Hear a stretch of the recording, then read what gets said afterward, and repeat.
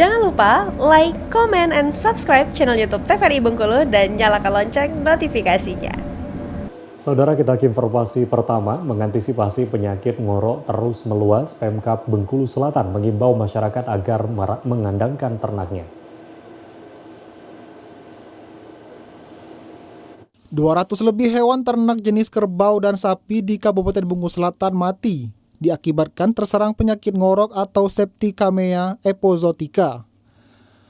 Mengantisipasi penyakit ini terus meluas, pemerintah Kabupaten Bengkulu Selatan melalui Dinas Pertanian telah melakukan vaksinasi kepada ternak yang berada di wilayah terjangkit penyakit ngorok. Setidaknya sudah ada 1.000 dosis vaksin yang telah disebar.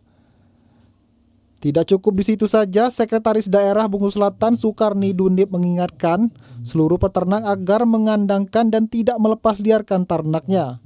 Karena dengan dikandangkannya ternak, maka akan lebih mudah memantau kondisi kesehatan ternak. Bukan hanya mengantisipasi penyakit ngorok, dengan dikandangkannya ternak, maka juga bisa menghindari dari penyakit lainnya, misalnya penyakit mulut dan kuku atau PMK.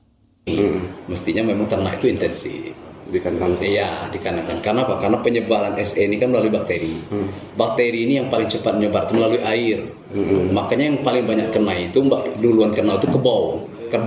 Karena kerbau biasanya di air dan memamparkan minuman segala macam itu di sungai.